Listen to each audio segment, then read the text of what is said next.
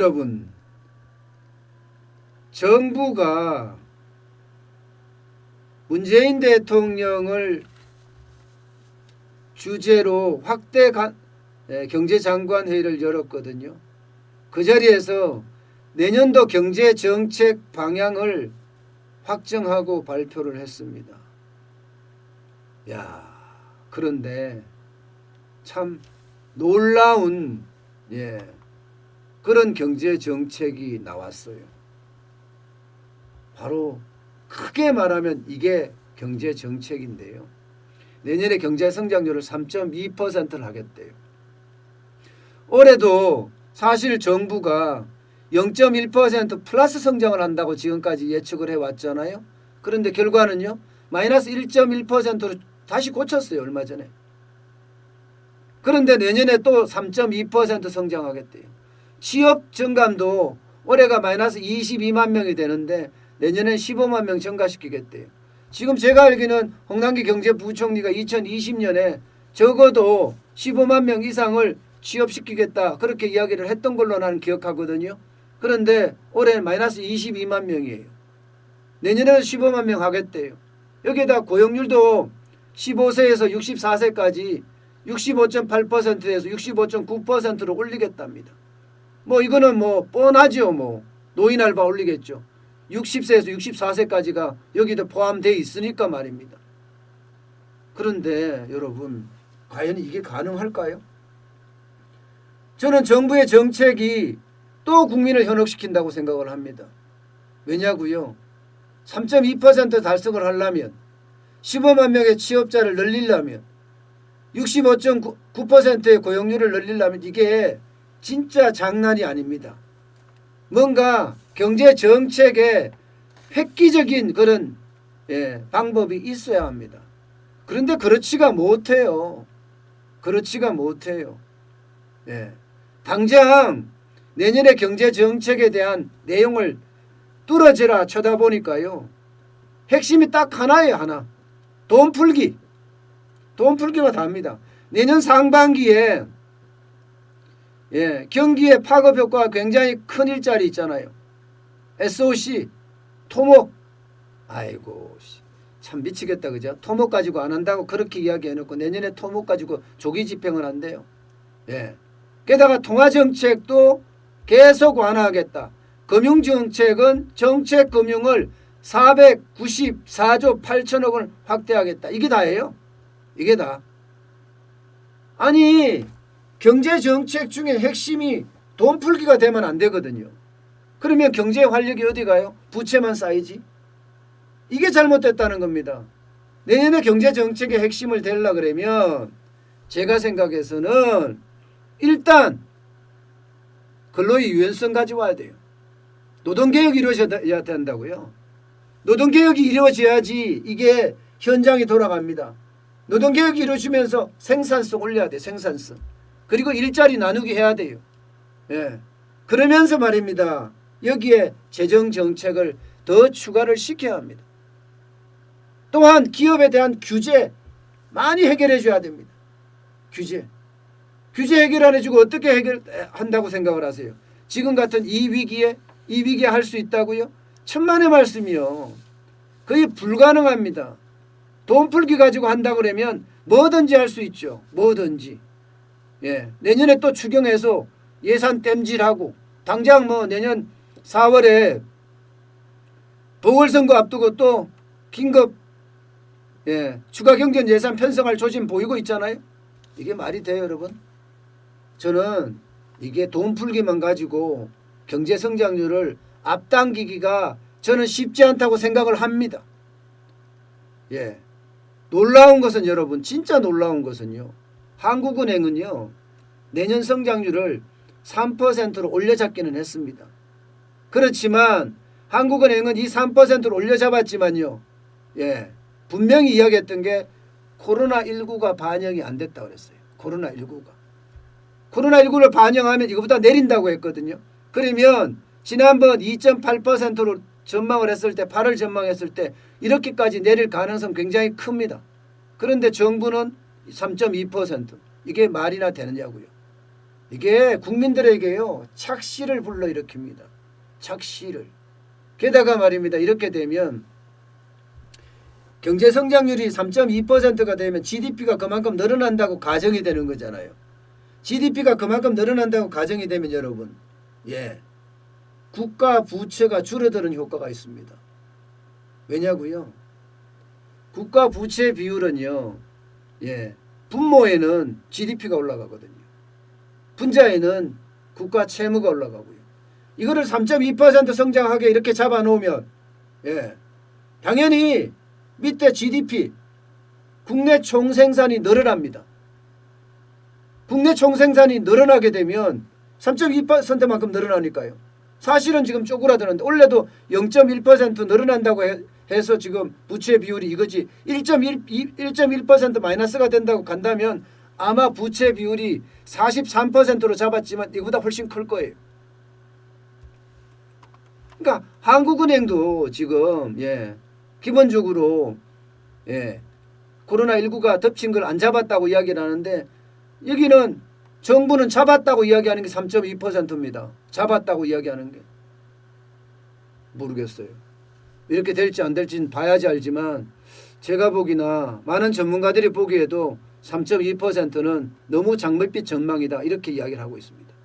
보세요. 지금 3.2% 이상을 잡은 데는요. ADB밖에 없습니다. ADB. 아시아개발은행. 아시아개발은행만 3.4%를 간다고 했지 나머지는 전부 다 우리나라 같은 한국은행은 3%. 이것도 가만히 된 거예요. 한국은행은. 가만히 안 된 거예요. 코로나가. KDI. 한국개발연구원도 3.1%. 금융연구원 2.9%. OECD도 2.8%예요. IMF도 2.9%고요. 다 지금 적어요. 그런데 정부만 유독 3.2%를 잡고 있다는 거. 이거는요. 국민들을 희망 고문하는 거예요. 희망 고문. 국민을 희망 고문하면 되겠습니까? 그런데 더 큰 문제가 하나 더 있어요. 더 큰 문제가. 코로나 대유행, 3차 대유행이 지금 장난이 아니잖아요. 어제 0시부로 했을 때 1014명이 1014명. 오늘도 1000명이 넘을 거라는 예상을 하고 있어요. 그러면 경제의 타격은 얼마나 될까요?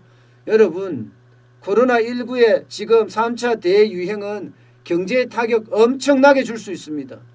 지금 만약에 3단계로 갈 경우 지금 거의 3단계나 다름없지만 3단계로 갔을 때 민간 소비는 16% 이상 떨어지고요. GDP는 8% 이상 떨어진다고 이야기했습니다. 8% 이상. 이렇게 되면 지금 정부가 지금 잡은 3.2%는 그야말로 이거야 말로 희망 고문이자 장밋빛 전망이라고 할 수 있는 거잖아요. 그만큼 이게 어렵다는 거예요, 여러분. 진짜 그만큼 어렵다는 겁니다. 여기에다가 이 와중에 고용이 정부가 이야기한 대로 될까요? 지금요 백신이 들어오기 이전에는요 이 고용을 쉽게 할 수가 없습니다. 노인 알바를 많이 한다고 하는데 만약에 노인 알바다 덜컥 코로나19에 걸려서 사망하는 사례가 발생하면 그야말로 그 비난을 면치 못할 거거든요. 굉장히 큰 상황이 발생을 할 수 있거든요. 결국은요 여러분 이게 기업을 어떻게 잘 해야 되고 여기에서 가장 중요한 것은요 코로나 백신을 빨리 확보해야 돼요. 코로나 백신을 빨리 확보하지 않는 상태에서 과연 가능할까요? 저는 거의 불가능하다고 생각을 합니다. 거의 불가능하다고. 코로나19가 이렇게 창궐하고 있는데 이게 12월만 가고 말 게 아니에요.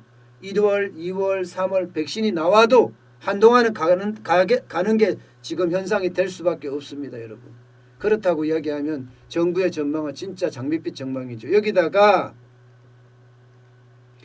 민간 활력 대책도 형편없습니다. 여러분 기업을 둘러싸고 난 규제 보세요. 이런 수많은 규제가 기업을 둘러싸고 있습니다. 과연 이렇게 수많은 규제가 둘러싸고 있는데 기업이 제대로 작동할까요? 글쎄요. 기업은 지금요 노동계획이나 생산성에 대한 문제도 있지만 기업 자체적으로도 비용이 너무 많이 들어가서 기업이 굉장히 어려워지고 있는 겁니다. 지금 만약에 여기 민간 소비를 더 활성화시킨다고 이야기한다면 과감한 법인세 인하가 있어야 되고요. 여기에 규제 혁파가 있어야 되고요. 노동에 대한 개혁도 확실하게 와야 돼요. 이게 노사관계법 같은 경우 보세요. 실업자나 해고자도 노조활동이 가능합니다. 그러면 회사를 활보할 수 있고요.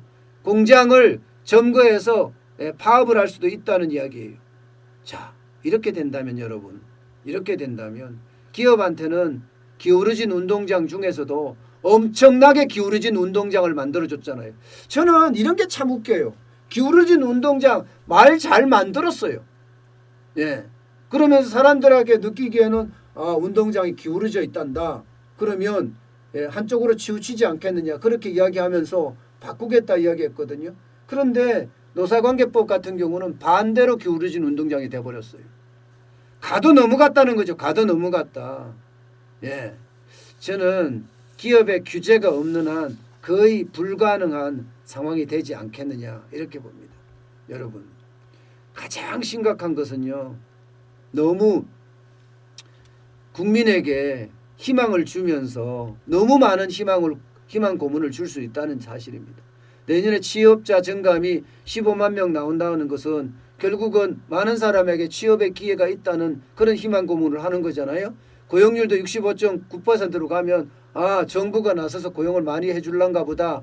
경제성장률이 3.2%가 되면 내년에 우리 경제 엄청 좋아지겠네. 이렇게 희망 고문을 하는 거란 말입니다. 저는 이렇게 희망 고문을 하면서 국민을 현혹시킨다는 자체가 도대체 왜 그런가 싶을 정도예요. 왜 그런가. 참 안타깝습니다. 저는 정부의 역할이 저는 경제에 대해서 항상 이야기를 하니까 경제에 대한 제대로 된 실상을 알려주고 또 그 내용을 가지고 국민들이 그에 대한 대처를 할 수 있는 그런 방안을 마련해 줘야 되는 게 정부의 경제 정책이라고 보거든요. 자꾸 이렇게 희망 고문하고 또 좋은 지표만 뽑아서 이야기하고 미사력으로 포장하고 이렇게 되면 결국 그리스가 했던 것처럼 국가의 경제 정책을 우리가 잘 알지를 못하니까 언제 어느 때 어떻게 망할지도 모르면서 서서히 배가 침몰하듯이 나라 경제가 침몰할 수도 있다는 거 왜 모르는지 모르겠습니다. 참 답답합니다.